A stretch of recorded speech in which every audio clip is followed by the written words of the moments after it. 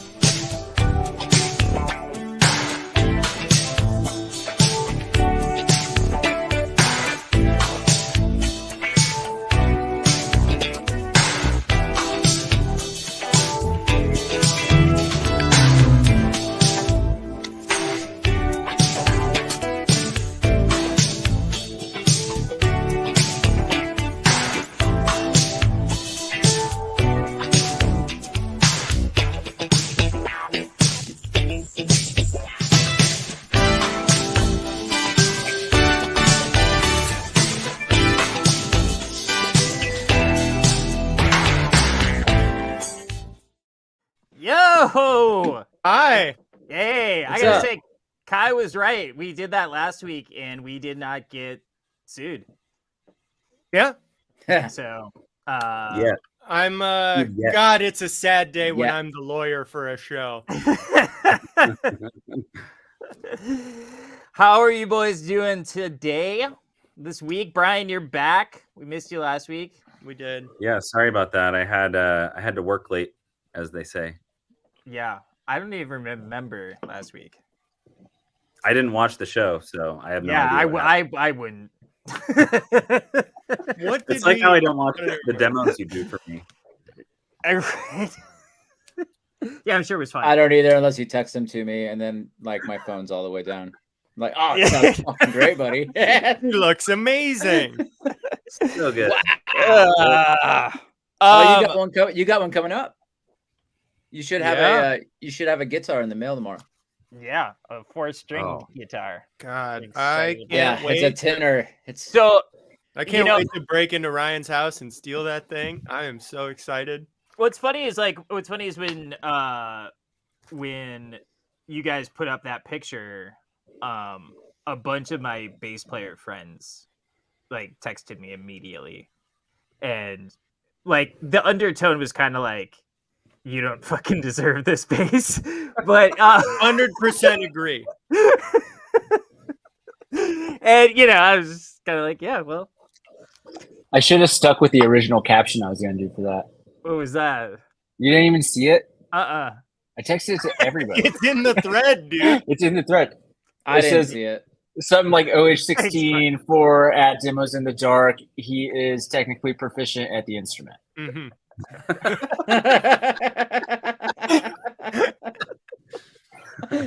Technically or technically? I don't know.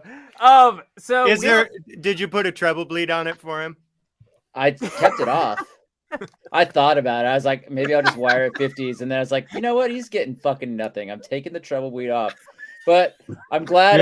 Glad I didn't tell you during the show last week that every guitar we've ever made for you has a treble bleed in it, and you fucking love them. You adore them. You adore them. I know, and I still so I put up a video this week, yesterday, and one of the comments on it, and I hope it was somebody who was watching last week, but if not, it's just brilliant. Somebody put a comment on there like, "Oh, the guitar sounds really great. Do you have treble bleeds on that site?" Sean, did you see that one? I did. Oh, that's funny, Ryan. Sean sees all your stuff. It's the same text thread. Oh my god! All right, well, we have a good friend to most all of us here, better with some of us, but one of the smartest guys I know. He's a doctor. Here we go. This is John Snyder from Electronic Audio Experiments. Hello, sir. What is up, everybody? Hello, John. Are Thank you you for having me Dr. on. John? I am, yeah, technically. Wow. What are you a I'm doctor? Dr. John. So, God, oh man, I didn't know we were going to lead with this. I'm just finding this out. It's pretty important. It's got to be tough to be the smartest guy in the room. Honestly, the thing I always say is like, Sean's getting his rash ready. I gotta be careful. I gotta be careful about this shit, right? Because like, if I'm on a plane and someone says, "Yeah, Dr. Snyder," like, I can't save anybody's life. My degree is functionally useless outside of like probably like 50 people who like actually give a shit about the stuff I did when I was in school. Anyway, all that to say, it is electrical engineering, and my thesis was about a chip that you can use for quantum optical stuff. And if you want to hear more about it, I can send you my thesis. It was like 200 pages. Is it in audiobook form? You could probably like tell Microsoft Sam to read it to you. That's true. Make it somehow even more boring. But I just can't wait for Clippy to appear and be like, "Hey, I see you're trying to read." No, Clippy will show up and be like, "I see you're trying to have a stroke." Yeah. I did that. I had this like whole big project lined up. We had this like $250,000 laser that got shipped to our lab in February of 2020. So we had a month to play with it, and then they mothballed the whole thing, sent me home, and then I just defended my thesis over Zoom. Nobody was hiring because every place was like, hiring freeze. Yeah, fuck you, new graduates. So then I just started building pedals in this room for about a year, and then I got out of the house because I was sick of dog hair and all the packages. And I guess my only question as a follow up to that is, who in February of 2020 was like, "Wow, shit's about to hit the fan. I should really get my giant laser back." Yeah, that was we'd been waiting like probably 2 years for it at the time. And my professor, who was already like, I could tell he was the kind of guy who reads some weird shit on the internet. He was like, "I think something crazy is going to happen." And I was like, "You always say that because you're old and weird." Yeah. And then, then the one time he was right, like he was really right. So, yeah. I regret nothing. It's been pretty cool so far. But so when we were making Goodwill Hunting jokes about you being from Boston earlier, we were way more correct than we knew. That's very exciting. Yeah, unfortunately. He does equations and shit. He's a very smart janitor, you guys. Like the stuff I was working, I felt like I was like a very smart plumber. Like going in a clean room, it's like, okay, you gotta turn on this arcane machine and let it sit for like 6 hours while it does some stuff that you just immediately forget when you're done. And then you got to take this little tiny thing and dip it in some stuff and hope to God it works, and then hook it up to some other machine and get a bunch of data and just hope you can interpret that.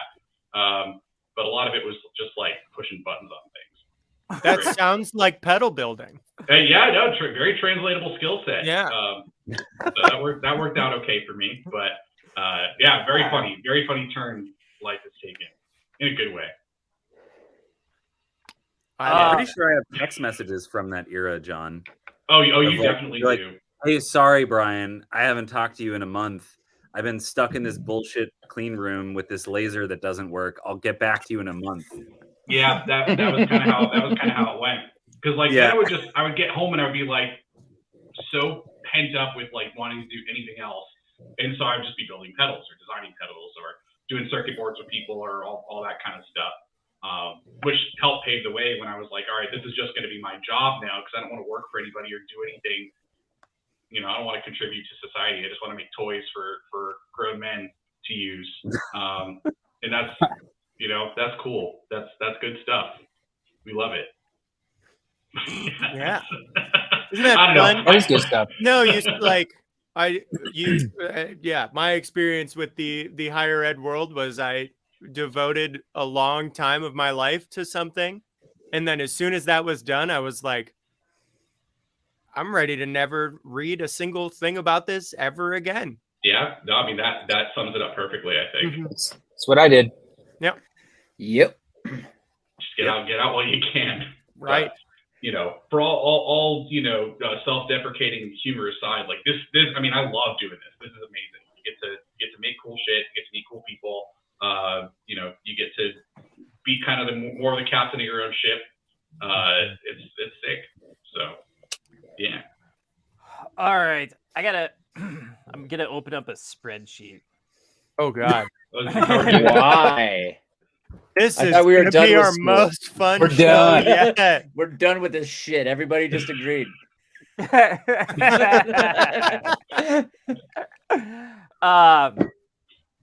I want to go through these lists, but I also want to tabulate them. I doubt there's going to be any crossover. I Mark, think Brian mine and and I Mark's is might gonna be have the some exact same. crossover. Yeah, ours is gonna be the exact same because we just knew each other. We didn't talk about it. All right, so the idea, the assignment for this week was to come up with like your top 5, your personal top 5 metal records, and I got some messages from some people on Instagram, and they were kind of like, "What are you doing talking about metal records?" And you know, Legit. yeah, That's what I'm doing. honestly, it's fair. But that also makes it more hilarious. Mhm. Just get a black jean jacket, and then Yeah. nobody will question it. It's true. Here, I'll put mine on. Yeah, I got one. But anyway, so but also a little bit of background for the R&B nerd on the show. Like my sister books for a huge metal booking agency and works with like August Burns Red and As I Lay Dying and all these other like crazy metal bands. So I've heard a lot of metal in my life. So I enjoy a bit of it. I also dislike a lot of it. So that does not give me any authority. But so I figured we would start just kind of do we'd start at 5 and we'll just kind of go around. And I don't know, Mark, is metalcore metal? Yes, it has metal in it. That was my biggest difficulty with this, was like defining the genre itself. So I feel like I think I defined the genre fucking perfectly in this list that I just. then wrote. I think you should go first. All right.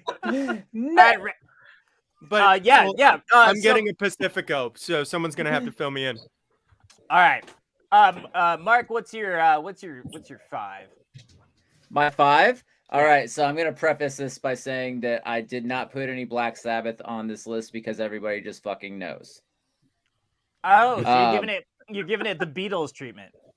Yeah, Black Sabbath's the best fucking... Yeah. All right. Absolutely. Well, okay.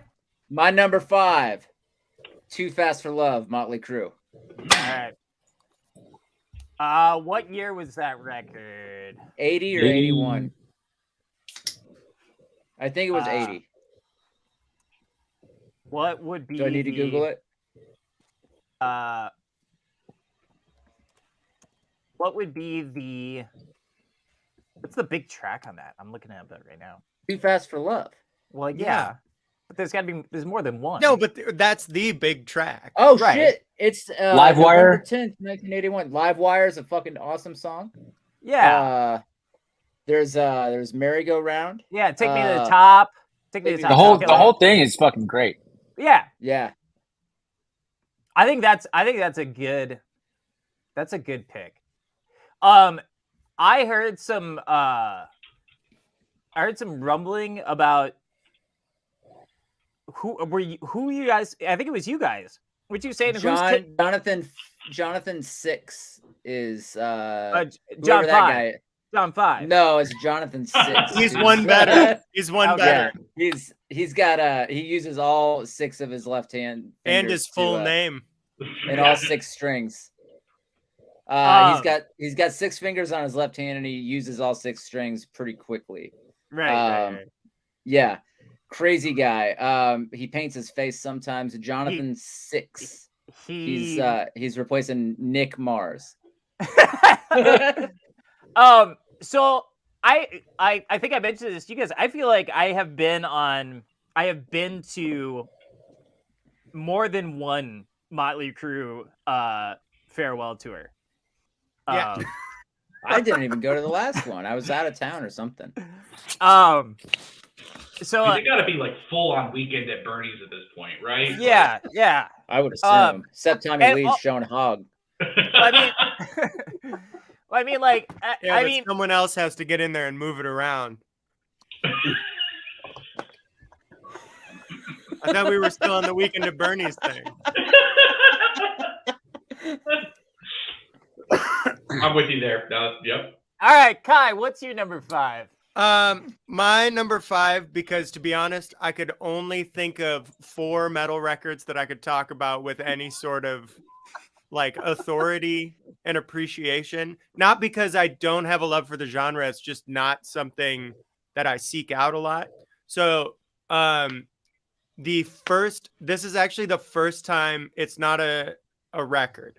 It's the first metal show I ever went to was Cannibal Corpse live at Station 4.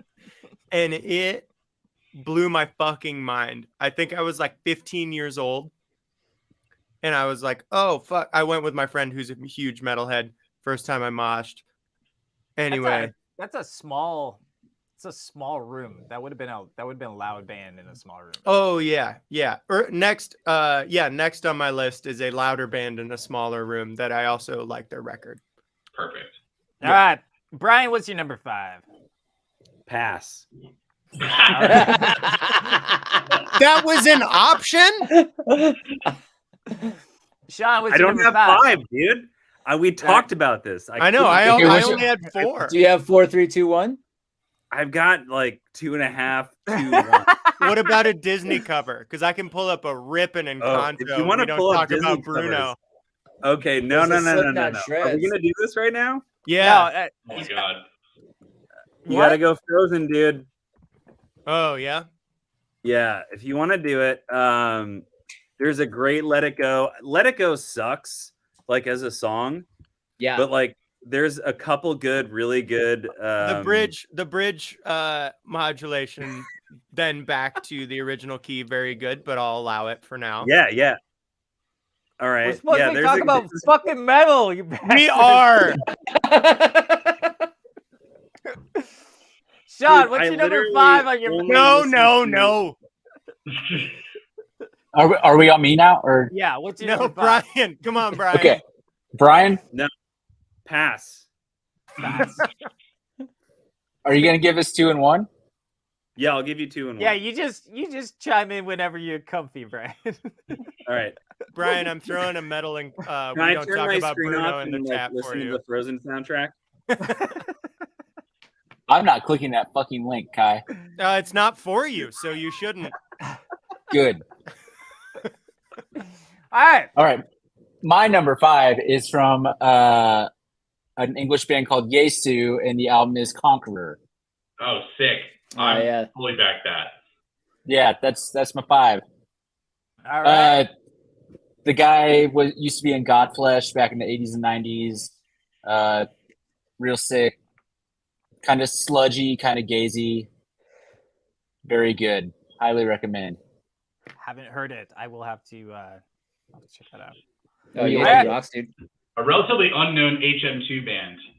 as Yeah. well, which is sick. It's like 7 strings HM2. For the lay people in the room, let's say I'm asking for Brian. What's HM2? Boss Heavy Metal 2, the black and orange one that all the, like, a lot of people turn all the knobs all the way up and it sounds like a shitty practice amp. Mm-mm.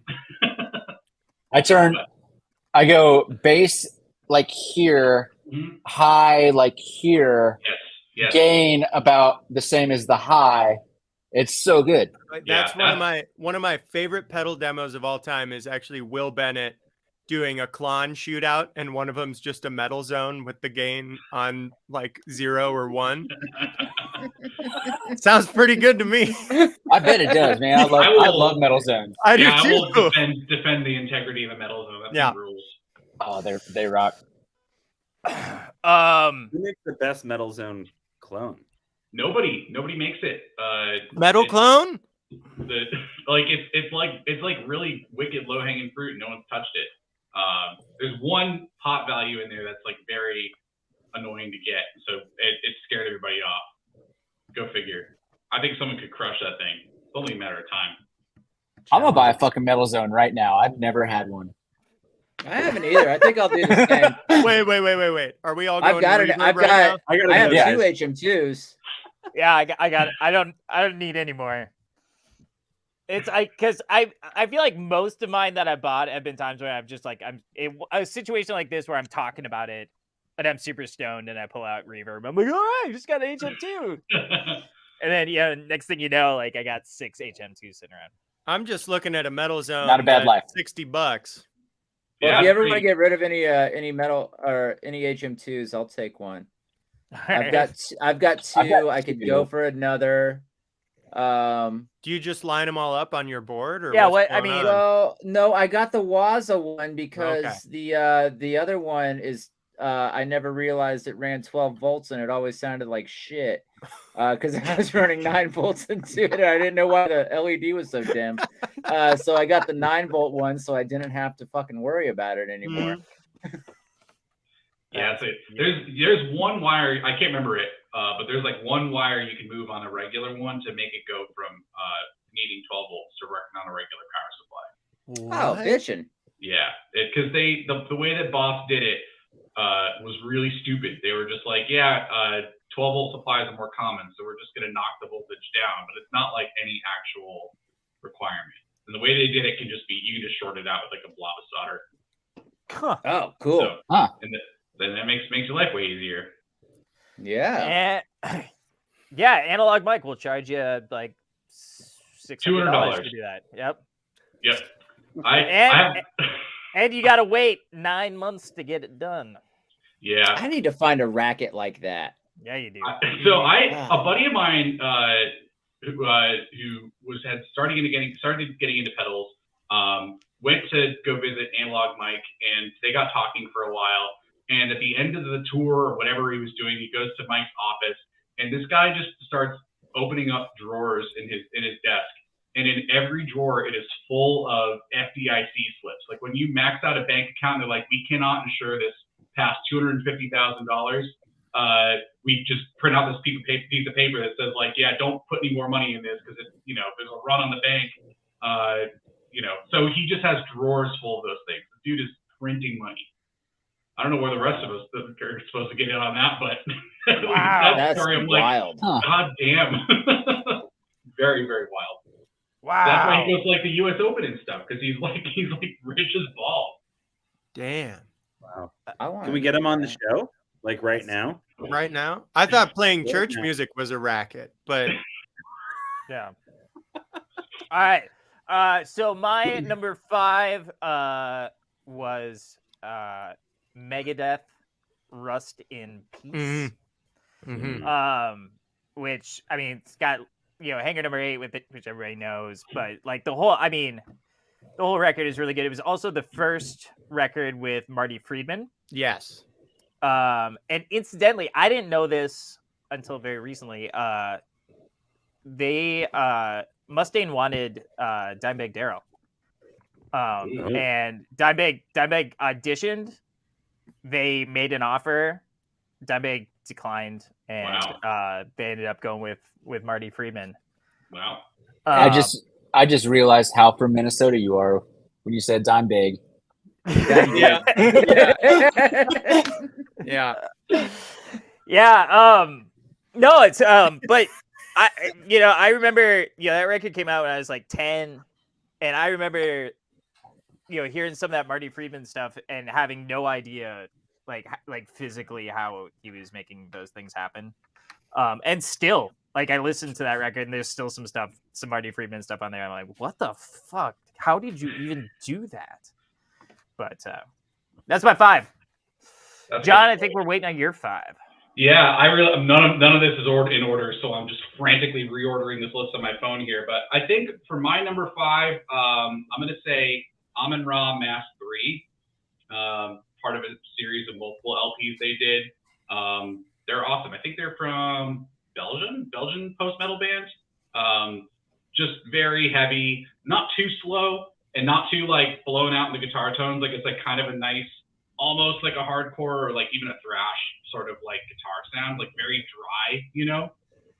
Tight. And just terrifying. One of the most terrifying live bands I've ever seen. Like they just like the vocalist is like, you know, just he's bald and like kind of shredded and just like plays with his shirt off and has like weird like occult tattoos, and they just play bass and like blood red lighting, and he's just like you know, just freaking out. It's great. It's his stage presence is terrifying. So Love that. That rocks. Yeah. That's number 5 for me. We'll see if I remember that when I go through the rest of the list, because like I said, I didn't put them in order. But I'm gonna want, by the way, written copies of all your lists. Yeah, at the end of this, just drop them in the comments, because there's so much I want to like listen to. I already know, because my I'll list just put is mine up right now. yeah. I mean, I think what's great about this, like some of the records on some lists are going to be old enough to be the parents of some of the records on my list, I think, and that's cool. Yeah. Yeah. Wait, so we're doing post metal too? I hope so. Yeah, anything with metal in it. Shit. I got to come up Sean's with got 10. You got to look. So like, no, yeah. This what's weird about this is like we've had more like off-channel discussion about this particular topic, and everybody was like really nervous about it, which is for like totally different reasons, which I think is really funny.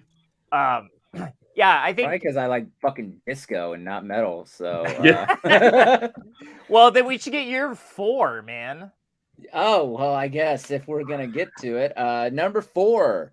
Not because it's got my favorite songs on it, but because I think the album is very cohesive. It is Jailbreak, Thin Lizzy. Ooh. That's a good one. I mean, the songs are great too, though. Ryan and I Ryan and I covered song, Jailbreak for a while. You did. That fucking rocks. Yeah. That's a fun song to play. That was fun. Like, it's one of those that it's a fun song to play, and it's easier to play than you would think, and so you get to like. Yeah, it's one of those where you can just kind of like brainlessly do it, and your hands just go where they're supposed to go, and it rules. Yeah. Where like that was not my experience with when we did the Boys Are Back in Town when we covered that. It was like, oh, that's right. Like that was one where it was like, fuck, I gotta pay attention. Yeah, this song has so many fucking chord changes. And yeah, that's more Steely Dan than it is metal. No, it's not. It's heavy metal, dude.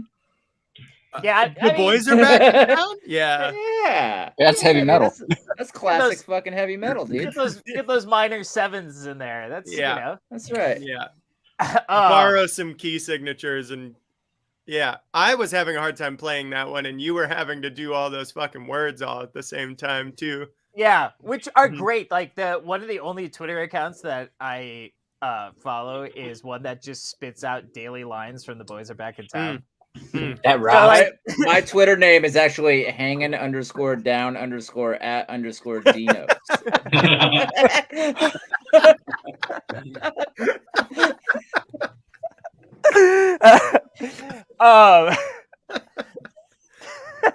So you get like, I mean, you could be having like, you could be having like a terrible day, and like then you open up your phone and there's a notification. It's from Twitter, and it just says, "If that chick don't want to know, forget her." You're like, yeah, all right. Yeah. Man, we just fell about the place. Yeah, we did, didn't we? We sure did. Oh my gosh, so good. Kai, do you have a 4? I do have a 4. All right. My 4 is Overkill, Motorhead. It's a good record. I love it. And especially like it's the first thing for me apart from Bonham that I heard that had like almost a double kick thing going on, like right on the lead off track, where it was like, oh yeah, this is kind of what it's supposed to be. And it's still got some like it's got a lot of fun stuff in it. Like it's got a little bit of the metal thing going on, and then it's also got some that are just like punk as shit. And really for me, like as a bass player, which is what I started as in bands, I was like, wait, you can do that? Yeah. Yeah. Did you ever get the opportunity to see them? No. I saw them at First Ave, and they brought in additional PA to put on top of the first Ave PA, which is already formidable. Yeah, terrible sounding, but formidable. Yeah, and that was the loudest sound experience I think I've had. Well, at least in like in an enclosed space. When I saw Sabbath at an arena show, and they had an arena sound system, and you get that, those low notes, and you feel that that's probably louder. It's just easier to digest than. Well, and you're further away than in First Avenue, where it's just like, depending on where you're standing, you're just getting pummeled nonstop by the full frequency. Yeah. Yeah, great band though. The documentary, the Lemmy documentary, is just stunning. Like I haven't watched it yet. It's so good. There's some really really fun facts about him. Like his apartment. So he got his apartment in the 70s. It was rent controlled, and he died in that apartment. Like, good for him. And so when Lemmy died in, what was it, 2020, 2019, something like that? It was like 2014. Really? No. Yeah.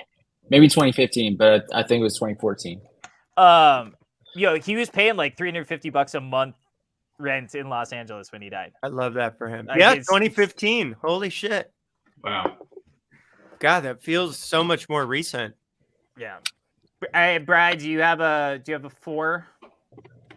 Oh, let me check my notes here. Hold on. He's pulling up that Encanto link. We're doing post metal also. That counts. We found out. None of my it says metal are in actual metal. All right, I'll go. All right, fine. So, do you guys remember when Dillinger Escape Plan put out Miss Machine? Oh yeah. Mm-hmm. Yeah.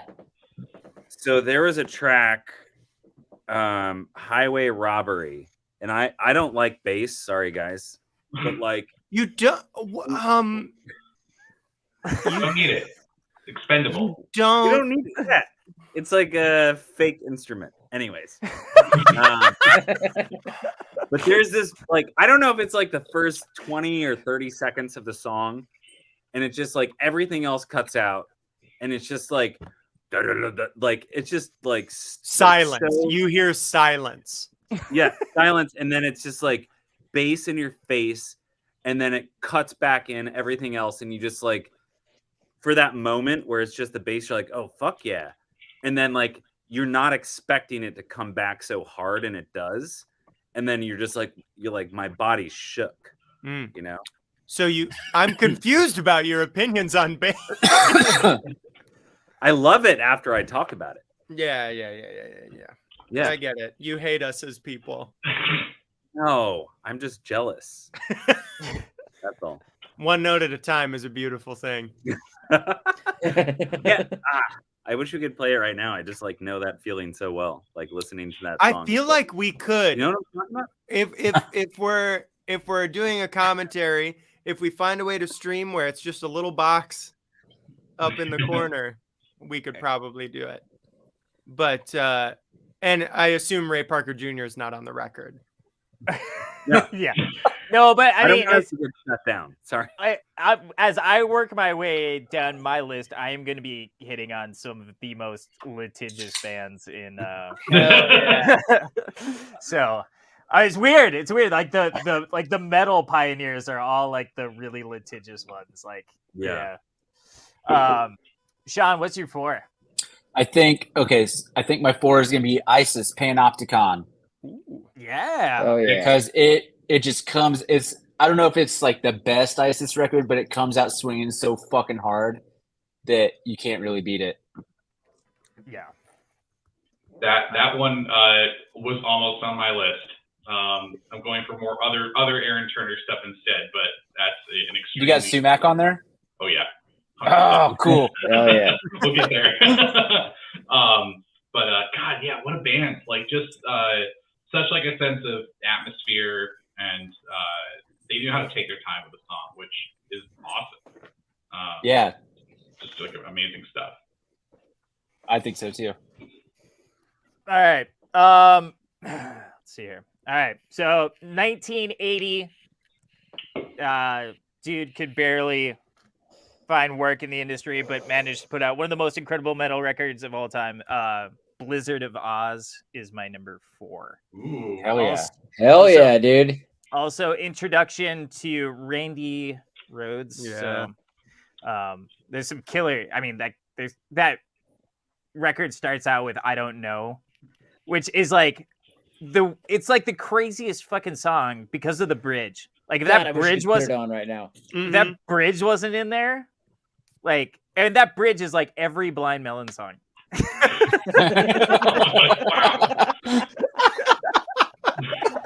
Didn't he write that whole album?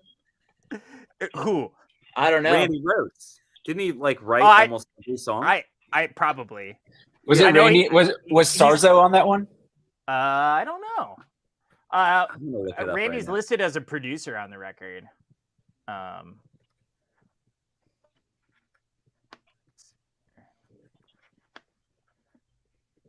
Listeners Personnel. like silence, by the way. Yeah. Yeah. They Yeah. really do. We have I to get it. Google some shit. Someone quick, sing a Blind Melon song. I don't know. Let's see here. Hold on a Don't second. give me more answers. Sometimes you just want to just all go on Wikipedia at the same time. There's Yeah. so much, there's so much good Yeah, stuff there. there What do we we go. got here? I can't Alright. read that shit. All right. Hold on, let me full screen this. That's exactly what I just did. Okay, so Let's you see. got the original personnel there, and then you got the 2002 personnel where they re-recorded a bunch of shit so that What? they They Oh, no they way. re-recorded Blizz? It's Good for- weird. honestly, it's very weird. Let's talk about Danny Saber's career, whoever he is. Like Yeah. he's the Well, go-to I mean, look guy at for the Tubular Bell guy, look at who played Yeah. on the reissues. Yeah, so, oh, I know. So, Robert Trujillo. Julio Oh, yeah, was so- on bass. Like, So they- listen, Bob, you're doing great, but we need someone with some powerful quads who can kind of walk around, explore the space a little bit more. Also owns Jocko's bass and is a real piece of shit about it. yeah. Wait, what the fuck is the 2002 reissue? That So one of the, I mean, and this happens. It's just cool that they actually said something about it. A lot of times it happens and they don't say anything about it. Where like they're going through, especially with Spotify, where they're going through before they put music up on Spotify, and they're taking like they're re-recording parts, so they don't have to pay that person anymore. And I actually do remember the Bob Daisley. That's story. rude as hell. Mhm. I do remember the Bob Daisley story. Bob wanted a fair amount of money for his paying work. gums. Right. Yeah, For his work the on this. union doubles on Bob Daisley. Right. And so yeah, I do recall that Sharon's response to that was to just go back and retrack it with, because if you look at they've added some stuff here. Right. But they're just Well- replacing his parts. And Bob is still probably getting paid because he has lyrical contribution. Yeah. Yeah. So good for him. Mhm. Yeah. Yeah, it's just Ozzy's version. Yeah. Right. Which is just I unintelligible was actually mumbling. listening to Taylor Swift earlier in I'm preparation for this show. Does Trujillo play bass on her records too? Yes. Yeah, it's Very pretty tight. remarkable. And then Jack Antonoff just is like bass, just gonna turn that all the way down. Yeah, Right. Brian and Antonov had very similar bass tastes. No need. All right. So John, what's your number 4? Ooh, all right. So I think for this one, I'm gonna go with "Altar" by Boris and Son. Yes. Which frees up a spot on my list because otherwise Fuck I would yeah. have one Boris record and one Son record. So Nice. this one, it's cool. It's a mix of a lot of the stuff that the bands have done. Like there's some droney stuff and there's some kind of more like doom metal stuff, and then there's some like just gorgeous, fully fleshed out post rock songs. And fucking Kim Thale plays on it, and like it's just such an interesting record. Sinking Bell is one of my favorite songs from either of them. Oh It's yeah, so good. yeah, real high point in both their discographies. Yeah, it's awesome. It's extremely cool. So And that's like a good record if you're like, okay, I don't really want to listen to a guitar tuned to drop A for an hour, but still kind of get the fun experience. Like this is a perfect record for that. Yeah. I think so too. Yeah. John, I have a completely unrelated question. Yeah, What is that guitar closest to you on your wall? I shall fetch it. It's an original 1970 something Travis Bean. That's what I thought. I will grab it. Give me just a second. Yes, please. This What is goddamn it? guitar, What is it John. tuned to? He can't hear you. What does Oh. it weigh? Oh, look at that. Oh, 17 shit. pounds. Woo! All right, I'm gonna put my headphones on without dropping this. But all right, so this guitar, this one is it is original body and neck.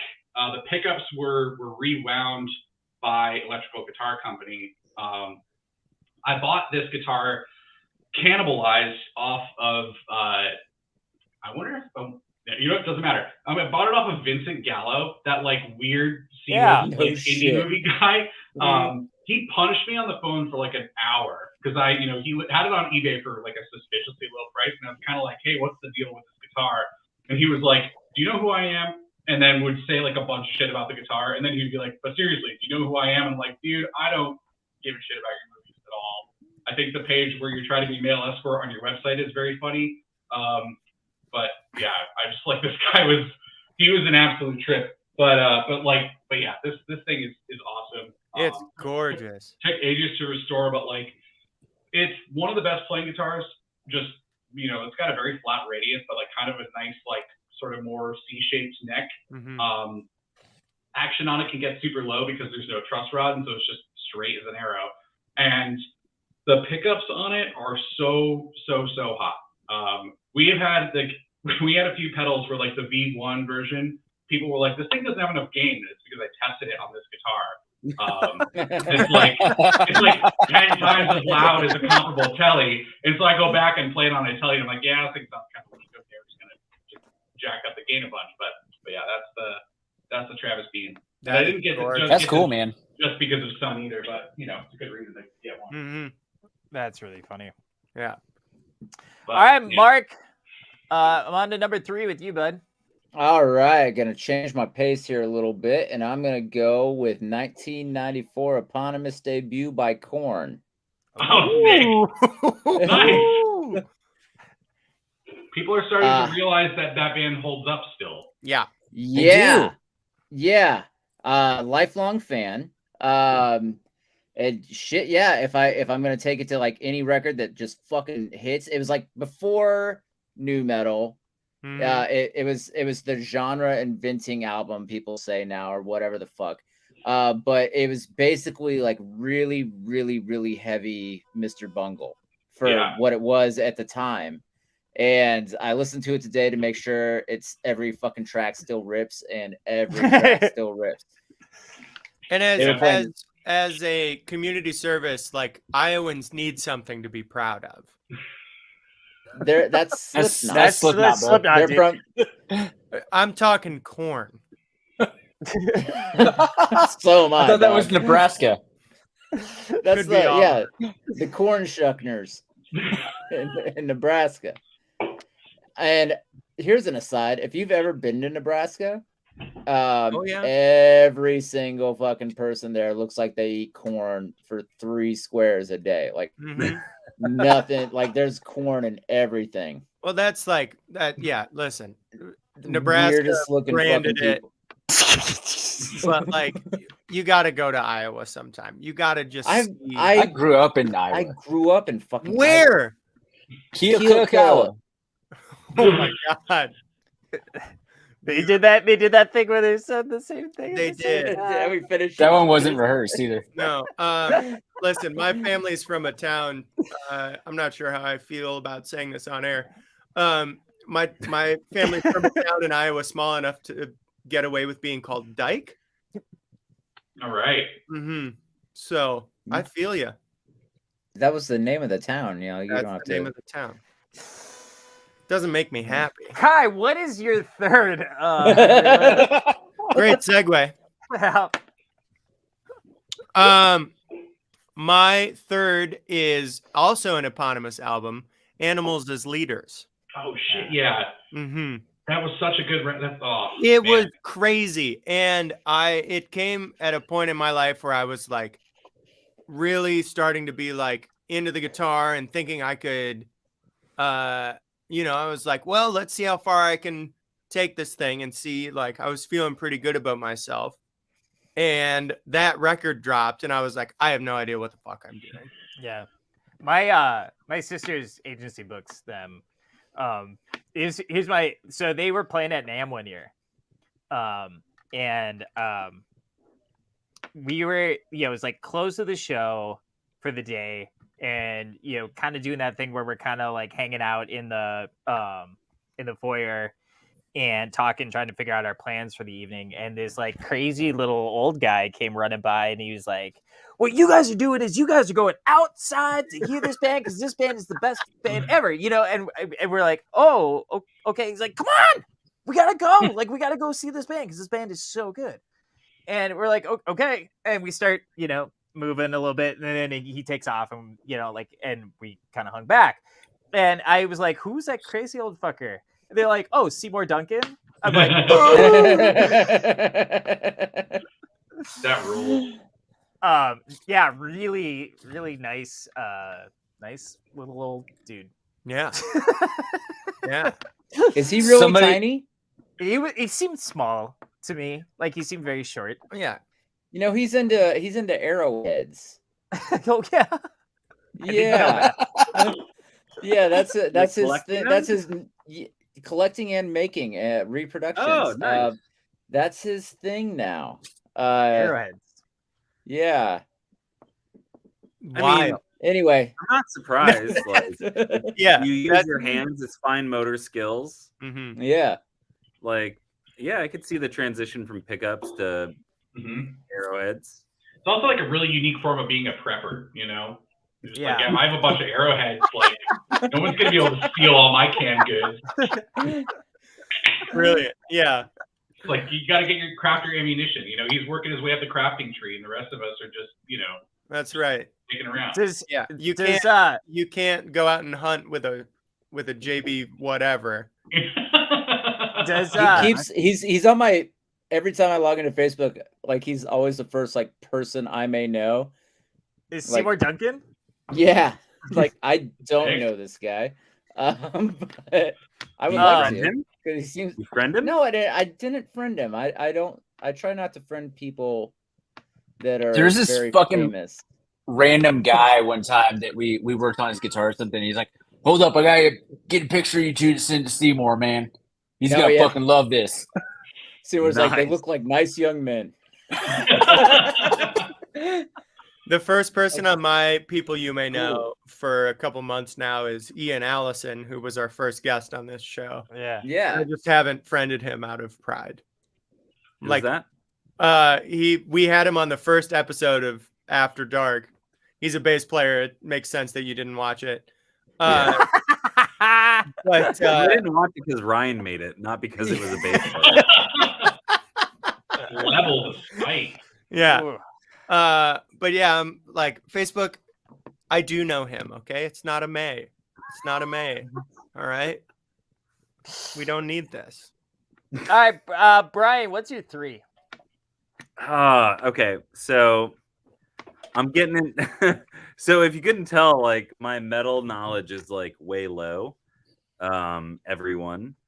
Explains a lot. But I was what's that? I said it explains a lot. Yeah. I'm just being an asshole. Sorry. Yeah, no, actually, that's John. I Now feel like you found that's the voice of the first show. word you delivered to me. Now, like my What if- stomach hurts. I don't know how to deal with this. Pass.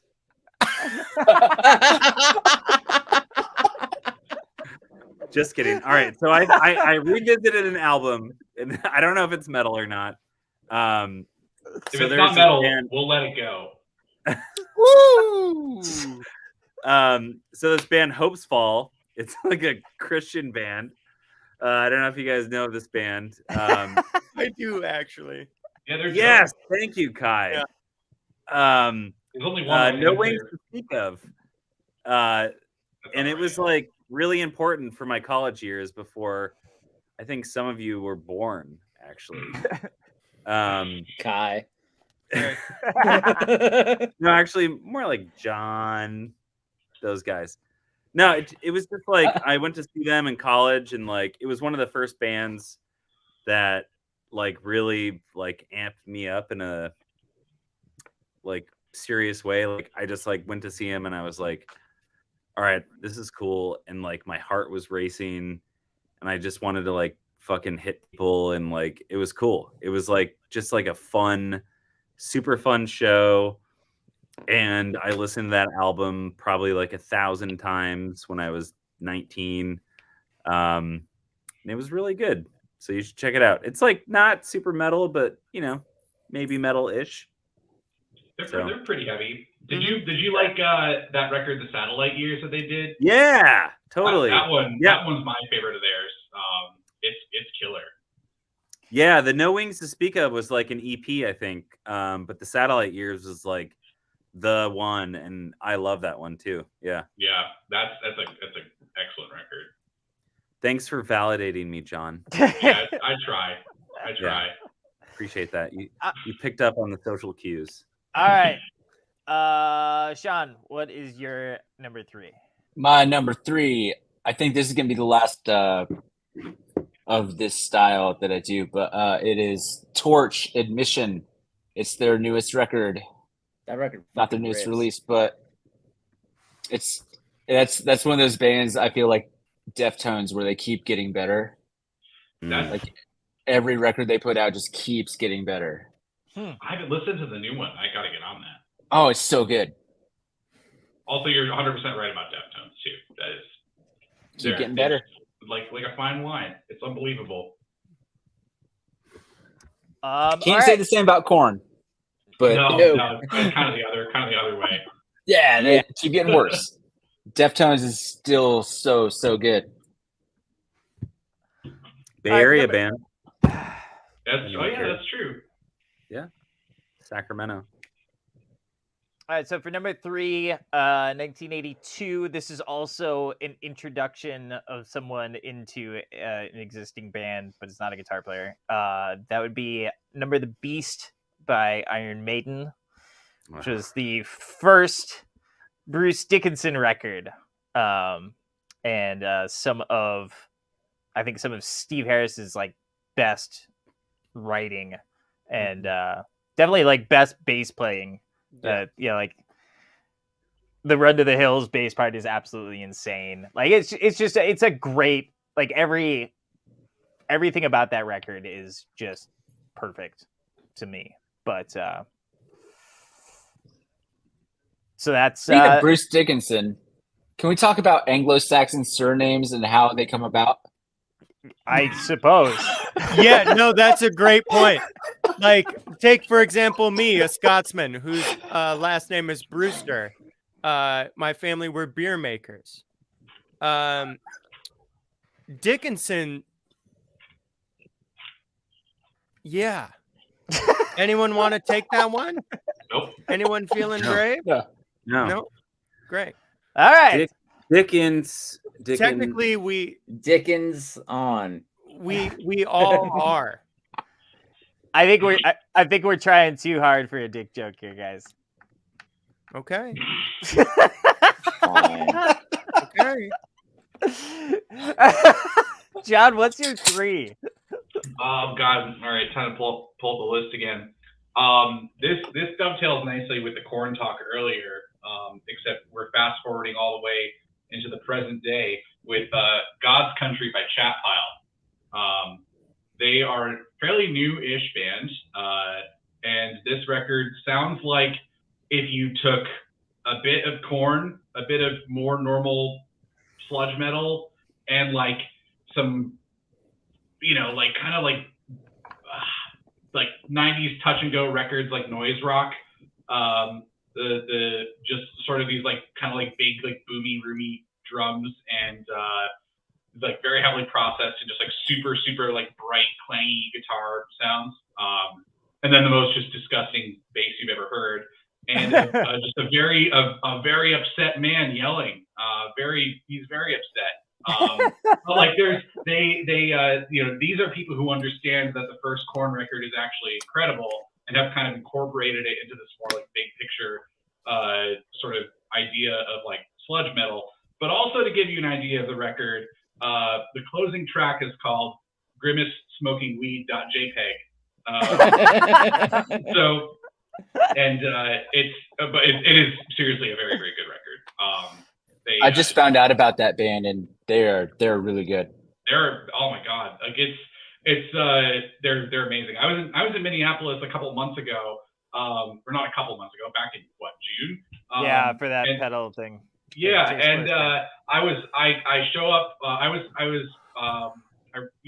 there when like the old Blood Noise guys all arrived, and they're all from Oklahoma City, where Chat Pile is from. And Joey, who is the delight of that company, was wearing a Chat Pile shirt, saw me wearing it, and he was like, "Oh my god!" And it was like, for him, it was like this local band, and I was like, "Dude, this band is blowing the fuck up on the internet right now. They just put out like one of the best records of the year." And he was very tickled by that. And then sure enough, like within like a month or less, like they've just been all over the place. But very rare where a band that's that weird gets that successful in that short of a period of time. But it's an incredible record. Not for the faint of heart. Like it's like kind of genuinely upsetting, but very well done. So yeah, Chat Pile. Can you put it in the chat, John? Mm-hmm. I sure can. All right. Mark is out. Kai, do you have a 2? I do. Wouldn't it be great if I just had a 4 and a 3 though? I Yes. Brian, we hit on this a little bit. This is where Fall of Troy hits mine, and specifically the Manipulator record in 2008. I love. I got into them in. This is just a brief anecdote. This is the louder band at a smaller club than Cannibal Corpse. This was the first mosh pit that I truly enjoyed, and it was a formative experience for me. They were playing a venue called the Caboose, which Ryan knows. Yeah, it's a terrible place. They had clearly just received an orange endorsement because this is a 400 cap room or something like that, and the bass player and the guitar player were both playing 2 full stacks. Fuck yeah. Yeah, it was great. And that's a shallow room. It's like it's like long. There's nowhere to throw. There's nowhere to throw. But like I said, the guitar player, great showman, decent guitar player, only played with his left hand the entire night. It was incredible. We were there for my friend's birthday, and he was like, "I've never crowd surfed before. I really want to." I'm like, "Well, just go up there and tell him and then do the thing." And he goes up and he's like, "Hey, it's my birthday. Can I crowd surf?" And they're like, "Yeah." So he gets up and he jumps. And I'm like, "If no one else catches you, I'll catch you." So he gets up and he jumps right to me, and me and our buddies catch him. And there's this guy next to me who's like, I'm a taller gentleman. He's my height, so maybe 6'2", 6'3", but also 2 of me and just like 5 sheets to the wind. And he sees this all go down, and I see him get this fire in his eyes. And he runs up onto the stage, takes a brief pause at the front, and makes eye contact with me just long enough for me to go, "Oh shit." And then he just leaps straight at me. And the whole crowd parts, and I have nowhere to go. So I got landed on by a giant at that show. And amazing. I just walked away from it going, that's what a metal show is supposed to be, where it's like everyone other than him was an excellent and respectful mosher. And it was just so fun. And so like that was the first time I felt like I got the camaraderie of a metal show. And so then I dived into all their stuff because I was like, oh yeah, this fucking rocks. and that particular album just really stuck out to me. It was excellent. I loved it. That's a fun one. Mm-hmm. So that band, like, they like broke up a time or two. I think Yeah. they like broke up, but when they announced they were breaking up for the first time, the last stop of their tour was at this venue called Toad's Place in New Haven, Connecticut. And I grew up in Connecticut, so we, you know, I was in high school when this happened. So my best friend and I drove down to the show with a bunch of other dudes from our hometown. We all worshiped this band. Everyone wished they were as good at guitar as Tommy Rack, the guitar player. Yeah. And that was to this day one of the rowdiest shows I've ever been to. I remember we were at the front of the crowd, and for the last song, things were flying places I did not expect. Tom's guitar completely just was ripped apart by the crowd, and because we were in the front, we got pushed onto the stage. At which point, the orange endorsement started falling. Like this is like an orange 8140 twin channel. Oh, they were huge. They were huge. Were huge and also amazing. Such good amps. Yeah. But this thing was literally coming down on my head. So that was really fun. Part of me was like, if this thing's broken, can I just like take it home? But it was like a full stack just rocking back and forth. Yeah. It was, you know, we were pretending to be like Philly sports fans in there. Like it was just completely, it was wild. That's and so then cool. anytime I saw them after that, it just was never the same. I was like, Right. I can't top it. But good pick though. I love that record. That may have been the same tour. What year was that? That's a good question. That must have been like 2009. Okay, so I saw them after that even. And they probably have just been chasing that dragon ever since. Like, I can't imagine not. Yeah. Mark, what was your number 2? Well, I'm stuck on this place called Toads. Yeah, it is it's a place. Oh, that's fucking funny. Did you guys ever listen to the Paul Stanley live stage banter reels called "People Let Me Get This Off My Chest" from YouTube? Yes. There's this What's line this there, place like, called? Toad. What's this place called? Toad. It's so good. It's so good. I'm assuming it's the same place. It very well may It must be. That venue's been around for a long time. Actually, it might not be around anymore, but would they host like Paul Stanley on a club tour? Is it that size? it's pretty good size. Also, like Okay, this is yeah, Connecticut. We're talking about like, you know, this is like the chill night between New York and Boston. You know. Yeah. Okay. Yeah. It would have been the same place then. Which Yeah. leads me to my number 2, "Hotter Than Hell" by Kiss. Hello. Ooh, great choice. That record is start to finish fucking awesome It's real fun. I'm not. and heavy. What's up? I'm not.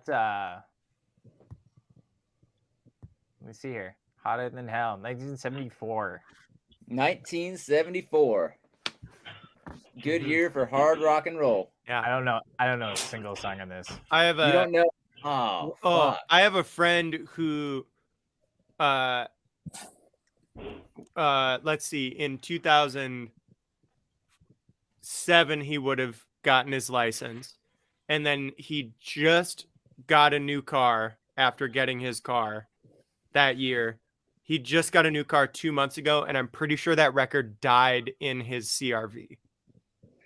That rocks. It was just in there the entire time. I can't do Kiss. I just can't. Yeah, you can. Yes, you can. Okay, he just hasn't heard all the right. No, Kiss songs.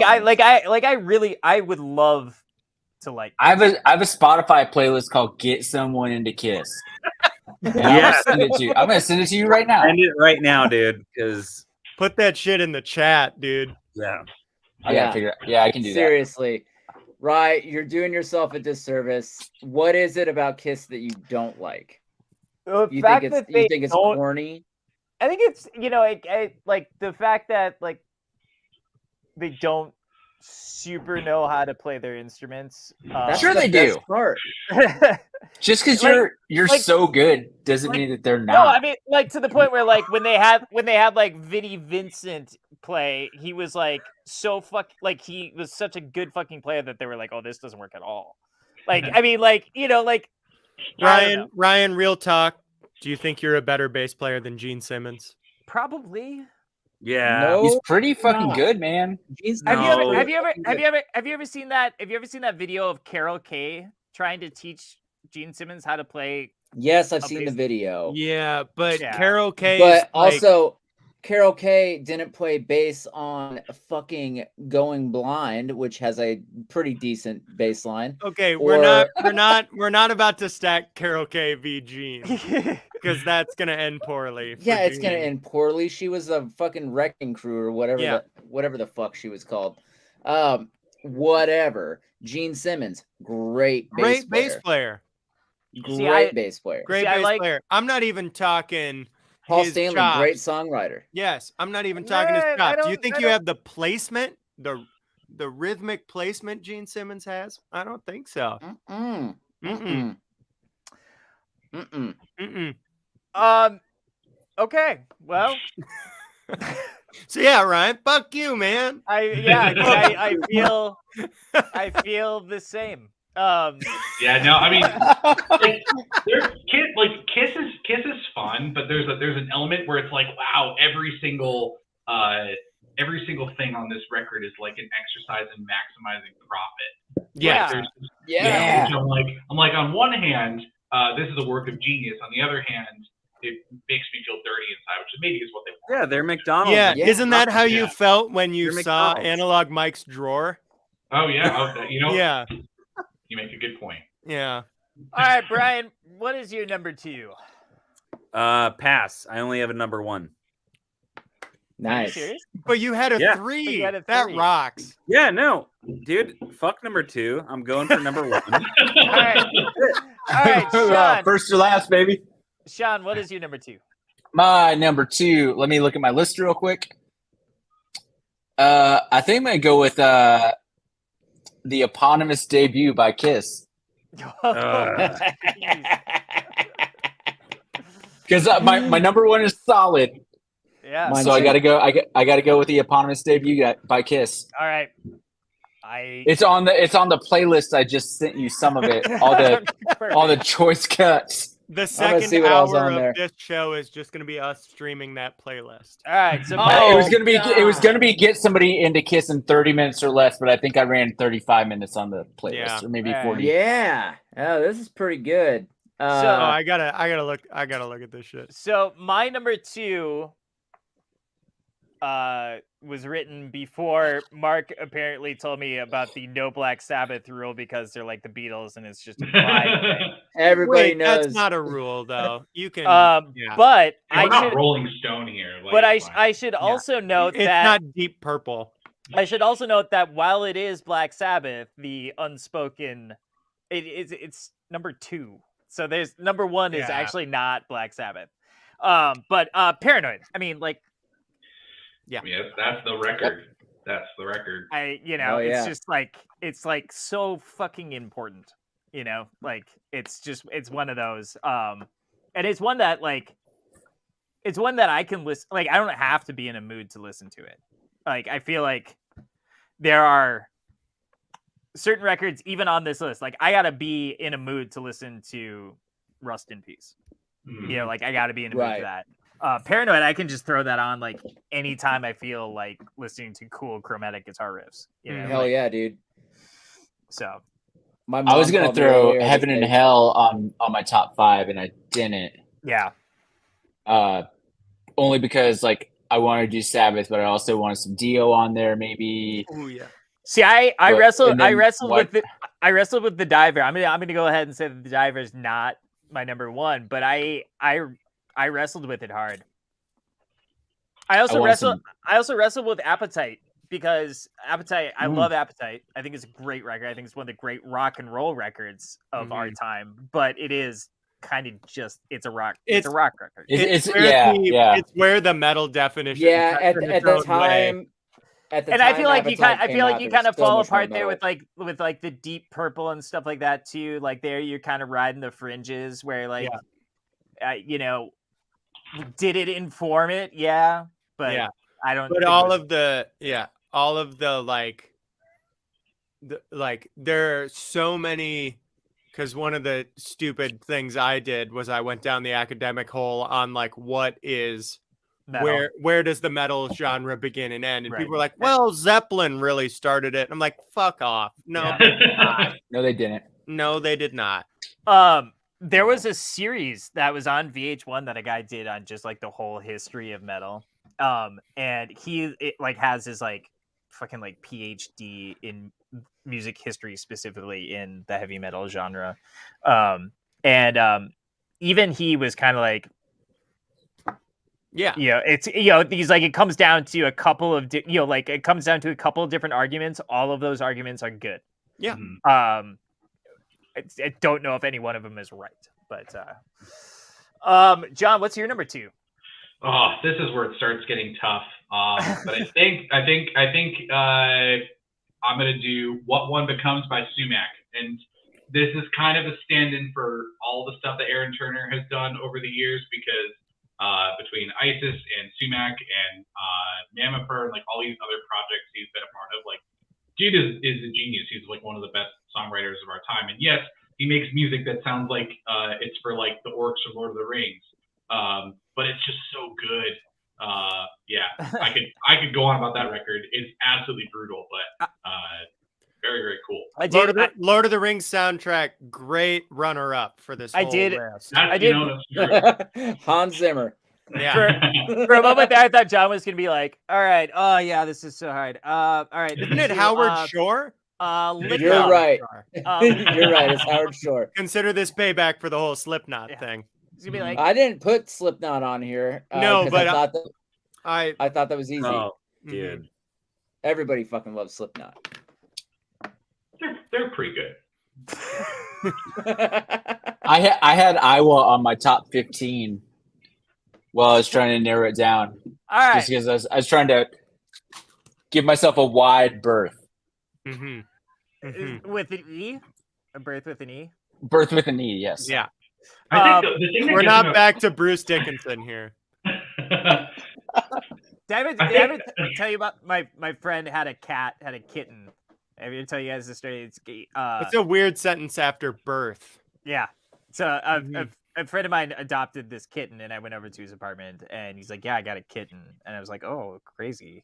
And this little kitten like turns the corner, and I'm like, "What's the cat's name?" And he's like, "Bruce Dickinson," and I'm like, "Why did you name your cat Bruce Dickinson?" And just then, this little cat was like, "Meow!" And we're like, "Holy shit!" Wow. All right, sorry, John. You were saying? Oh yeah, I was gonna make fun of Slipknot, who I have a lot of respect for, but Yeah, go for it. the thing about the way that band looks, you're like, yeah, this is gonna be some terrifying music, right? But then it's like Kiss, this kind of just sounds like, it sounds like Soundgarden with people banging on trash cans in the background, and then so then you can like see this band that looks like a bunch of dudes who are probably like accountants or something, just playing the most brutal death metal you've ever heard in your life. And it's like, these are the guys who should be wearing like weird masks and matching jumpsuits, but instead it's like, yeah, I don't know, they're like, yeah, kill myself, and then like the choruses are like poppy as fuck, and like, I don't understand this. I mean, it's well crafted, the production is incredible, but then like the deeper cuts in the records have a lot more interesting stuff going on, but I've always thought it was funny. I felt that way about Ghost. Oh, for sure. See, yeah. Ghost was like Priest there for a brief second. Yeah. It's like, man, this kind of sounds like fucking Priest, man. I could get into this, and no, pass, hard fucking pass. Fucking Eddie's here. He created metal. I knew it. I knew it. Fucking knew it. Yeah. Eddie the Iron Maiden guy. Yeah. Yeah. All right, so that brings us to Marcus, your number 1. All right, man. It's gonna be it's a tie. Is that cheating? Probably, but it's fine. You there are no rules. You can have Brian's. Yeah. You have Brian's too. I'll take one of Brian's. Okay, so because they came out so close to each other, because the best guitar player that I know of, it's going to be. I haven't played on any metal records. I know you haven't, not yet. It's going to be Blizz and Diary, dude. There you go. Top. Yep. Full fucking stop. My Yeah. 2 favorite metal records of all time. Yeah. And I had that at 4. Yeah, you had it at 4. I got it at 1. Yeah. And you just had Blizz. Yeah. Or did you? Or was yours Diary? I just had Blizzard Survives. But you're right. That's solid. I mean, yeah, you can't. If anybody puts anything Ozzy Osbourne as number 1 on their anything, like it's just like, yeah, that's the answer. Mm-hmm. Yeah, like You want to see my Ozzy tattoo? Yes. Yeah. I'll Is have it to on your take my butt? pants. I'll have to Yes. take my pants off. Yes. Well, yes. I have a bunch of I have 2 Black Sabbath tattoos and 1 weird Ozzy tattoo. I'm not gonna show it. All right. Kai, what is your number? I can't figure out if we just dodged a bullet or missed a moment there. Kai. You never know. Kai, what's your number 1? It's gotta be Buckethead Land by Buckethead. Yeah. Yeah, where is he? Is he here? By the way, Paige joined the Discord group. So I mean, like, out- Hell Outstanding. yeah. That's actually not. That's not it. But I just figured one of us had to plug Where it. is that Buckethead Land isn't the first track of that with Les Claypool, I think. Is it really? I think so. Oh, Maybe shit. not. I'm not sure. Are you please thinking of don't. Bucket Brigade? I don't know. My actual number 1, which I think is one I may have to fight for, given our previous conversation about what even is metal. But for me, it's the best of like, it's the thing that I first heard, which he's gonna say Pet Sounds. All right, go ahead. Specifically Carol K. Exactly. It's Van Halen 2 is my number. Sure. Fuck yeah. Fuck Yeah. Yeah, dude. Everyone talks about Eruption or you name it. Spanish Fly is the most shredding piece of work Eddie Van Halen has ever done. And you get Other Yeah. than Dreams. yeah, well, yeah. And then you get like I am a sucker for like beautiful girls. Oh that yeah. song Yeah, dude. just fucking crushes. It is It's such a good so song. good. I Yeah. was gonna put that on there Dance- as my number 2, Yeah. or my number 3, but I didn't want to do all classic metal albums. Yeah. Mhm. I did. Yeah. Yeah, that's you know, my like, number 1. Like Dance the Night Away is such Hell a yeah. great song too. Yes. I mean, like that record is so solid. Mhm. Mhm. And they were on top of their fucking Yeah. game. Yeah, like they got into their stride, and it was just like such a well-oiled machine, like Yeah. just everything. Because like didn't they okay, I have the Wikipedia article open. They finished this record in a week, which Yeah. is Holy like shit. Yeah. it's so that Wow. that's so that I mean that says it all, right? Because like Yes. normally when someone finishes a record in a week, they're like a shitty punk band, or they have no money, and that's the charm of the record. But it's like these guys were at the top of their game, and they just banged it out. It was dope. Yeah. Oh, wasn't the first Sabbath record done in a day? Probably. In a I believe day? it was. Yeah. Whew. But like the backstory on that, like the thing, like, and they talk about the Beatles, tracking a record in a day, and the thing you don't, hear about in that is like, yes, but like Sabbath had just got done like touring hard, I believe. Yeah. And so, and the Beatles had just got done doing Hamburg and all of that shit, and like they were just like, they couldn't fuck up if they wanted Right. Yeah. to. It was too tight. Yeah. But yeah, hey Brian, what's your number 1? Well, this is way more less interesting than everyone else's. The Second Stage Turbine Blade Coheed. Fuck yeah. I don't even know what That that I is. love that rocks, record, man. Dude, I it's fucking so love that good. record so much. I I listened fucking love to that record. almost every song on the way home with my 5.5-year-old today, and she was like in and out of sleep, like on the way home, like head banging and like fucking like air shredding. It was awesome. That rocks.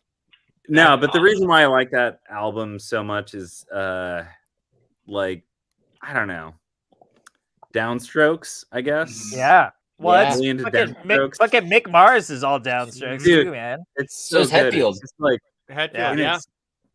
yeah, it's just good. It's just like heavy, fast, all downstrokes, just like hitting it hard, and it sounds good and it's mixed good. I don't know. It's good album. That is a great record. So it's funny because like it kind of feels it's tying the generations together. But I saw Coheed open for Heaven and Hell probably like 10 years ago. The fuck? And I was I was like, yeah, I'm going for Coheed. My best friend and I went. And his dad came with us because his dad wanted to see Dio. And then I was just like, man, who's this old guy? And then just like, absolutely, I had forgotten who Coheed and Cambria were by the end of that show. It was just like 100%. Yeah, it was fucking unbelievable. It was like probably like 2 or 3 years before Dio passed away. But man, like just it was very lucky to be a part of that one. Yeah. But just a funny like kind of generational bridge. It was like this really feels like a father-son show. Yeah. I was 55 the last time I saw Coheed, so yeah. Sean, I'm curious. What's your number one? It was gonna be Diary. Yeah. I don't know. I'll just pick something else off the list though. Diary of Madman is my favorite fucking metal record of all time. There you go. I mean, like I don't think you need a reason. If that's it. I mean, like I think, yeah. John already did a Boris record, but I was gonna do Pink by Boris because it's kind of punk, it's kind of metal, it's kind of post rock, it's kind of all things. It's perfect. Kind of doom. Yeah, it's so good. So I'll go with Boris Pink because Mark already did Diary. Nice. Oh, okay. See how it works. We can't. You can't do everything the same. Right, except you're wearing different hats. You're already there. That's true. And I've got a plain black t-shirt on, and Sean has an Abernethy black t-shirt on. Yeah, I do. Exactly. Where's Justin at? Let's get him on here. Let's find out what his favorite metal record is. That dude goes to bed. What time does he go to bed? 7 o'clock? Yeah, he goes to bed at like 7 p.m. Damn. Oh my god. It's 9:20 in California. I'm like an hour past my bedtime. Yeah. Do you go to bed this early? Yeah, I do. What time do you cool. How do you start doing all day? What's that? How do you start doing you teach at a school, right? I don't teach, but yeah, I work at a school. Okay. Yeah. He works as a janitor, but he writes a janitor. But he's a very smart janitor. Him and John, very smart janitors. Okay? We do equations and shit on the wall. So it's fine. Yeah. All right. So my number one is an album that I think is probably one of the most important metal records of all time. And it's Puppets. Fuck yeah, it is. You know, it's just, I mean, it is what it is. You know, like there's not a skipper track on it. Like Hetfield was a fucking beast. Oh yeah. You know, like it's a great record. It's really interesting to like, I don't know. It's really interesting to hear how like Hetfield peeled one way and Mustaine peeled another way. Mm-hmm. And you know how that worked out for both of them. It's just Oh, it should have been Lars. But yeah. So here's my thing with been Lars. That all right, Scott. I mean, my first list was 5 Saint Anger, 4 Saint Anger, 3 Saint Anger, 2 Saint Anger, 1 Reload. Yes, thank you. Mm-hmm. Not Lulu? No Lulu? Come on. Yeah. Can you even get Lulu anymore? I feel like they've tried to like hide every copy of it. Yeah, they like memory hold it, bought back all the vinyl and set it on fire. Yeah.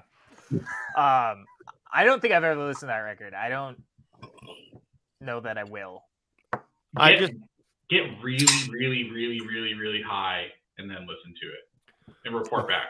I would say I'm gonna go 60% of things that I mix. I send at least one mix down to the band with a Saint Anger snare sample. Just to see if they catch it. Yeah, just for fun. So I've thought about Lars Ulrich quite a bit. And yeah, I mean, like, I fucking hate him because I mean, like, you have to, right? Like, you can't not hate Lars Ulrich. Lars Ulrich hates Lars Ulrich. Like, That's how you get to be Lars Ulrich, right? Yeah. But I've thought about some of his drum parts over the years that a lot of people have pointed out are shitty, and I've tried to like imagine what it would be like with a better drum part on that particular song. Mm-hmm. And I'm kind of there's a lot of points where I'm kind of going like For Whom the Bell Tolls, like that is the most boring drum part that you can play. And like that's the first drum beat you learn. Like, and that, but like when you try to imagine that song with anything but that, it doesn't work. He is. I will go on record saying he's a Ringo. Sort of, yeah. Where like it actually doesn't. The band doesn't work if you get a quote unquote better drummer. Yeah, I would agree with that. Yeah. So, and then here's the other thing that I will give Lars Ulrich credit for, till the day I die, and it's that dude sets up on the floor. He sits up on the stage with the rest of the band. Yeah. They are one of the richest fucking bands on the planet, and like their stage show is fucking nothing. It's four guys on a stage. Yeah. Playing fucking rock and roll music. So I will always give Lars credit for like not going up on the risers. I mean, and who would really want to? Anybody who ends up on risers is like they hate it. But like he like Lars at some point was like, no, that's not me. Like I make millions of dollars a minute and I'm not doing that.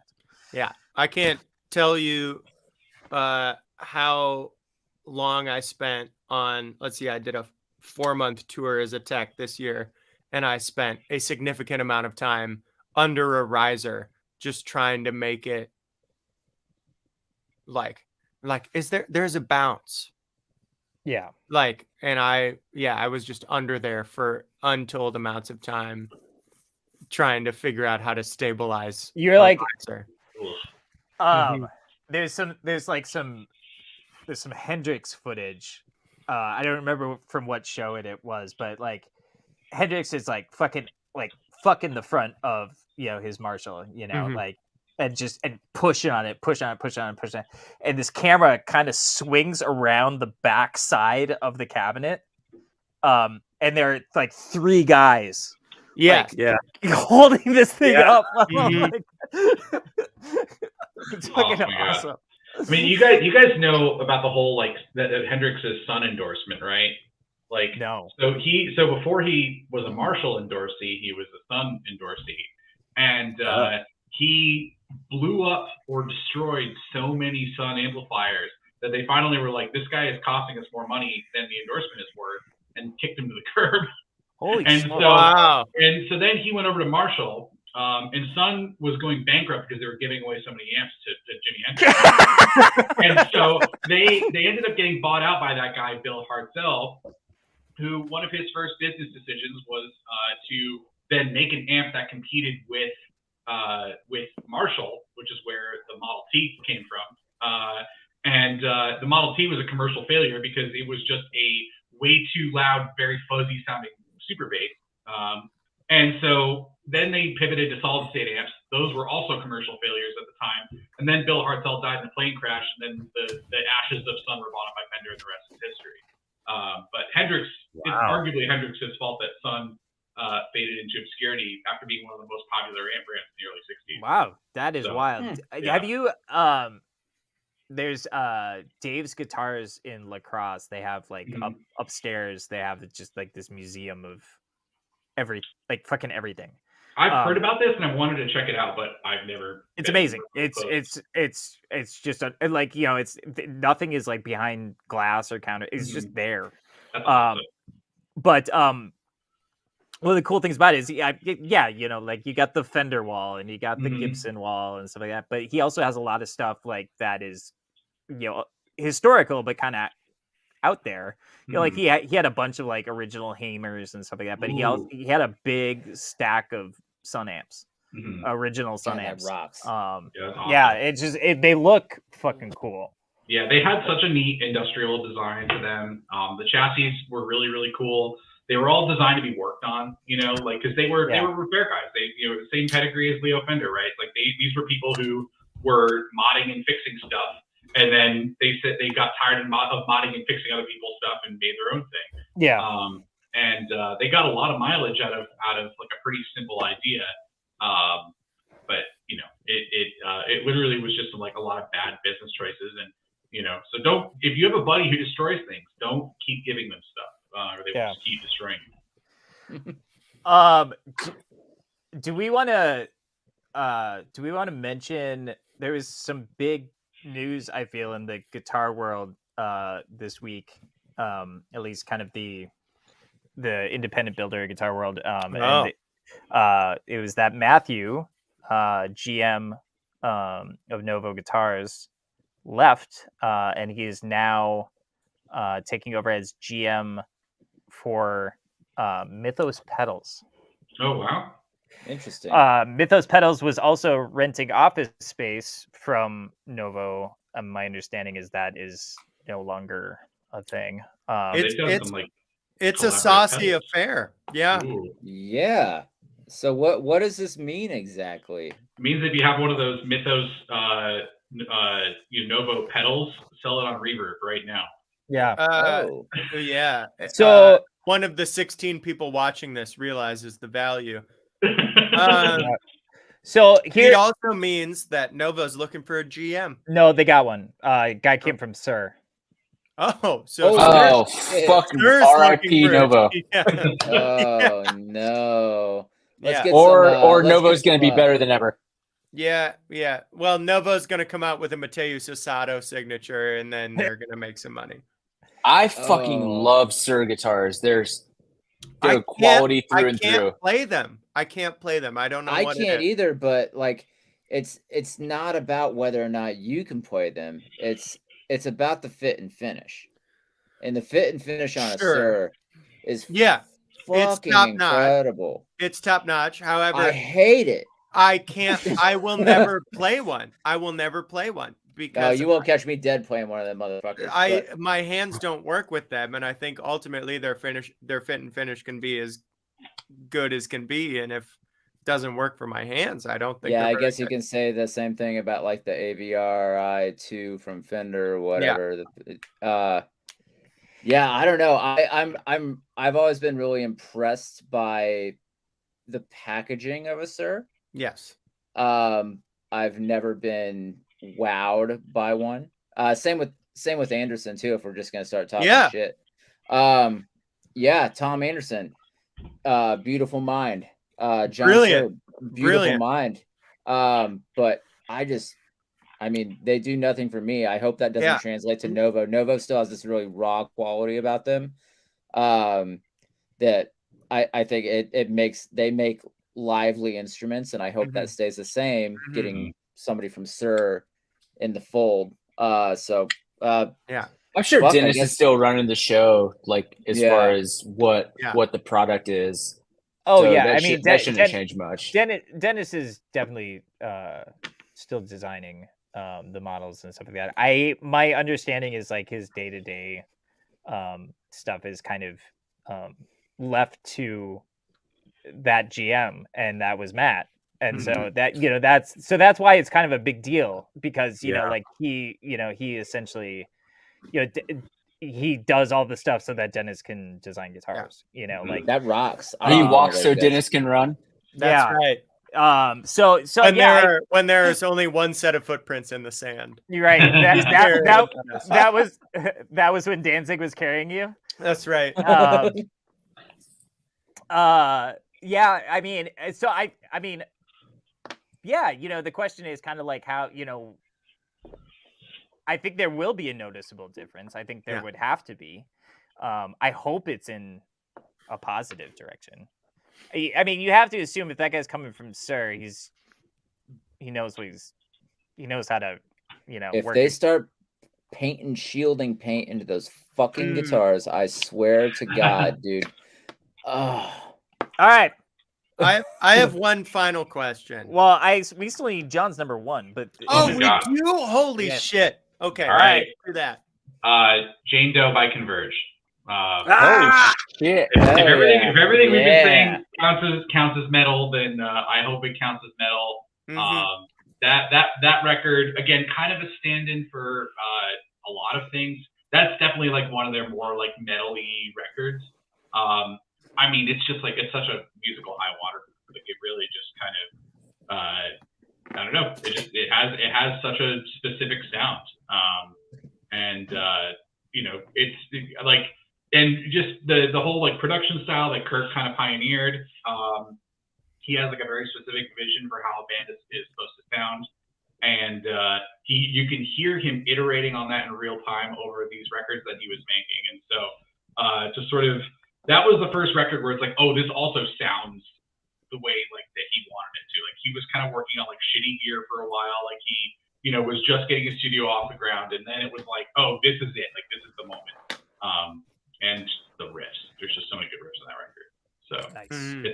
it's solid stuff. John, I think there I might have be a Converge question. records I like better on certain days, but like that one is like the one. Yeah. So That's a good record, man. Yeah. Yeah. Fuck yeah. John, I was 17 when that record came out. How old were you? Age is just a number, Brian. The answer is I don't know. What year did that record even come out? I don't know. 2000, 2001, 2002. Oh boy. I feel like 2003. It came out after All right, Botch's look it up, We Are look it the up. Romans. Someone I know else. that. All right, I was probably 11 when it came out. Wait, John. How September old are you? 4th, 2001. I'm 30. I'm 30. Yeah. Okay, I'm not the youngest one here for once. This rocks. Nice. John, I'm 31. But he's a All right. but he's a doctor though. Yeah, I'm a He's master. a doctor. Are you a doctor? I'm a master. I got close enough. I Yeah. am a real doctor. Yeah. What goes down the wash, Fake doctor, real master, Well, Hey. and you mentioned Toad's Place, and that's in the town of my master, which Oh, nice. yeah.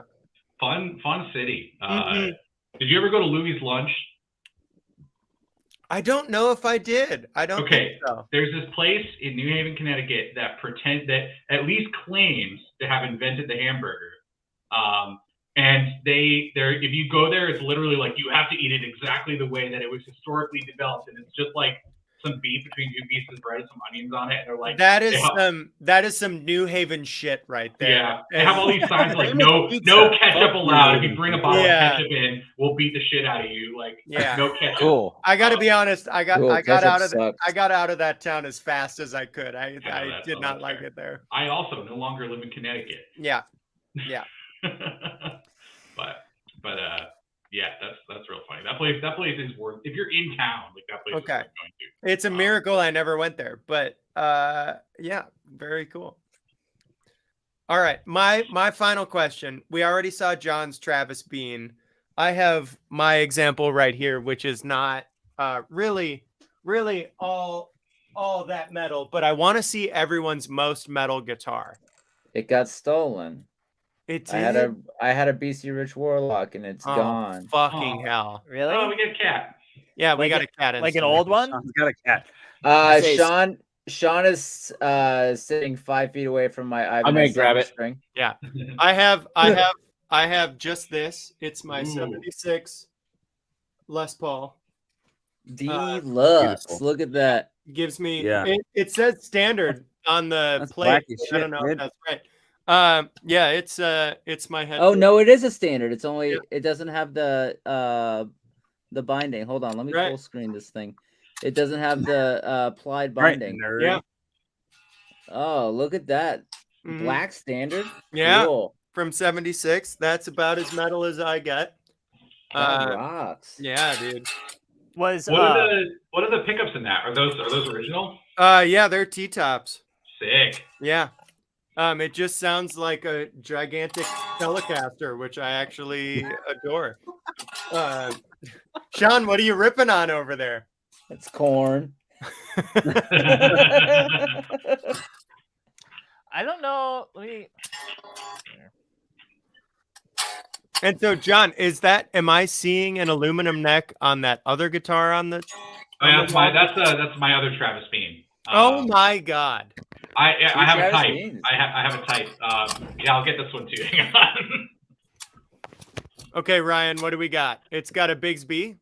Oh, it's a Dunnable. Well, that's pretty fucking metal. Yeah. Yeah. Yeah, if you guys wanted to That's more flex, metal. I mean, Ryan's a good guy to have around. So Yeah. Yeah. This. So I've had this here for about 2 weeks now.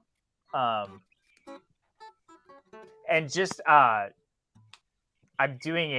currently in the middle of like this really sexy R&B track with it. But it's cool. It's a cool guitar. It plays really well. And it's pointy, so that helps. It is. Yeah. points are metal.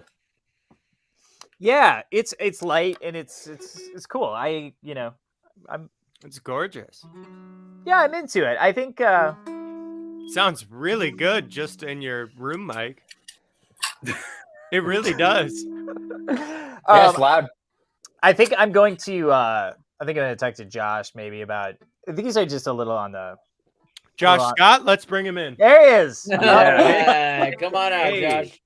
Not this time. Next time. And we also, we haven't heard anything from Buckethead tonight either, which is No, I tried to pay tribute, but what's the point? all right. Well, you know what? I think we gotta wrap up. Oh, it's 11. Well, it's 11:40 my time. So it's Same. 9:41 my time. Yeah, John's Red Bull is just kicking in. Let's see that other Travis Alright, Bean here's- before we take off. Here's the other Travis. The other Travis Bean. That's fucking. This one, this is a 500, and it's a Travis Bean design. So it's the reissues that Kevin is making. Yeah, And, it's so hot though. Look at that Yeah. thing. So this is That's they cool. They call this one the shellac green, because I guess Albini's guitar is sort of this color, but it looks black in anything other than like very, very bright direct light. Mhm. So, Yeah. or I probably can my see the webcam. green. Yeah, I'm surprised it's coming through, honestly, but It's up against your black shirt, which helps. that definitely helps. Yeah. But this thing, these pickups, like the TB500 style pickups, it sounds like a telly on meth. Like it's just such a That's it's this. such a That's bright- this. Let's fall. Too. so it just takes apart your TV suddenly when you start playing it. Oh yeah, no. It'll cut you when you're not looking, you know. Like Look, it's all such the great telly players didn't have any teeth either. So yeah, it's Takes such the a copper out of your AC unit. yeah. oh my god, it's such a bright guitar. Like if you like it's so bright that the neck pickup is usable. You know, it just Cool. it's cool. It's a fun sound. Like the cool thing about those guitars, like if you listen to like a Sumac record, like that the guitar sound is like somehow very, very cutting, but also like very bassy. Yeah. You take a guitar that's got one of these pickups in it, flip it to the neck position, start playing. Especially if you're tuned way down with a lot of gain, you're like, oh, this is how he does it. Like it's purely that neck pickup sound. So it's very cool. You can do a lot of stuff with it. I have my first aluminum neck guitar coming soon. I've been getting some photos. Getting one from Illuminati Guitars. Oh, nice. They make a good instrument. Yeah, and I'm super stoked about it. And I went down there and visited with them, and just kind of like, I mean, like, I think honestly, in the next 10 years, I think we're gonna be playing a lot of stuff that's not wood. You know, like just because wood is becoming more and more scarce, and we need to, kind of keep the planet moving. So, so to me, it felt like a little, kind of a glimpse into the future. And they're taking a lot of the, a lot of the stuff that, like that Travis Bean and stuff did, and then just like, so like their guitars are like 6 pounds, 6, 7. Yeah. Yeah, that was my first. I got to try one a while ago, rocks. and when I played it, I was like, "Oh, I see. They've solved all the problems." Like, Yeah. That was Yeah. the first bass I ever played was my stepbrother's Kramer aluminum neck bass. Yeah. Oh, those suck. Yeah. No way. Yeah. Oh yeah. He was the bass player for a fun band at the time. And yeah, I remember putting that on and I was like, how are you alive? This is insane. Did he use it in low? Yes. Okay. Mhm. Yeah. That was Constantly. that was some sad news. It was a tough week. Yeah, it was a tough week. Yeah. They were I used to go up there and Mhm. and do stuff at Sacred Heart, and Yeah. I saw like Alan has a room. He has like a closet that is just full of YBA ones. Mhm. Like for a long time, for a Mhm. long time when they were on tour, he figured at some point people were going to catch on the YBA one thing. So if they were on tour, he would stop at music stores to see if there was any sitting at used for like $200. Wow. And you just buy them, throw it on the bus. Yeah. That's why I like those amps so much. It all, Yeah. That explains everything. Yeah, but the Mimi news is that's really and it's sad because like they have a family and they have kids and stuff like that. Yeah. And she was a Alan is a lovely, incredible human being, and he's incredibly smart and stuff like that, but he's really, really good at making incredible music, and the other stuff just kind of takes a little bit of a backseat. Yeah. And so I that was the first thing I thought. I was like, oh no, like there goes like the Rock in that family, and stuff. But Well, their first rehearsals and all of that, like that band started in my stepdad's basement. Wow. And shit like that. So it's like it was a weird week for us.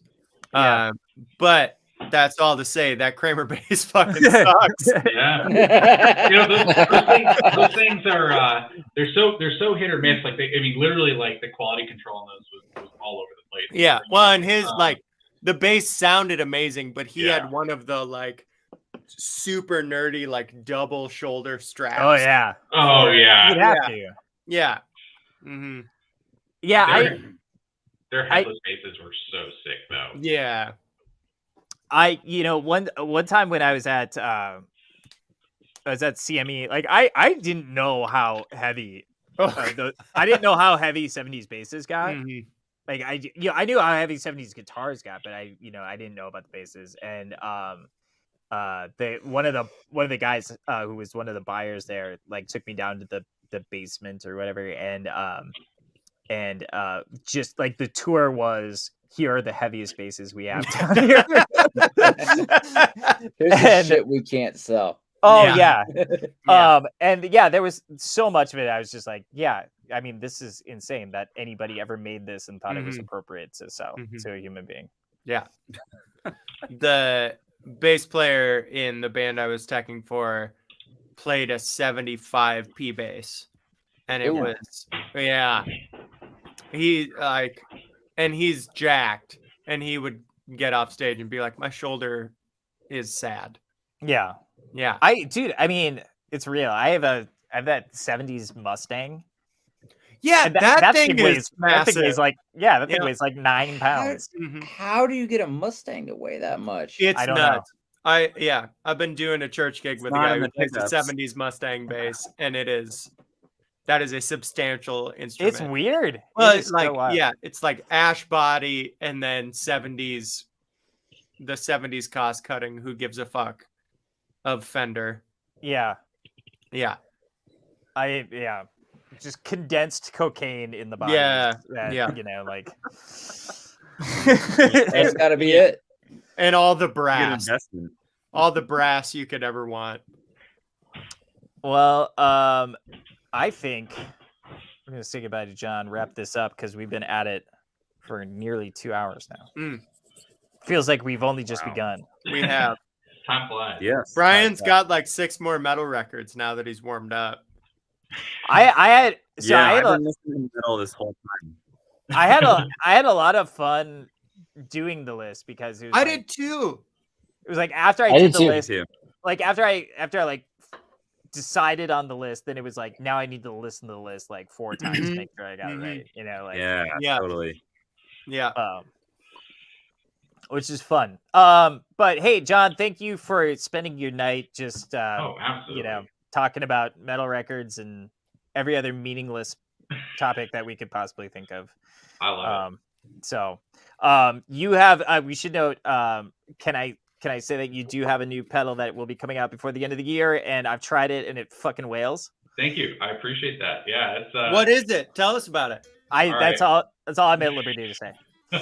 I'll tell you guys when we're done. I'm trying to keep this one.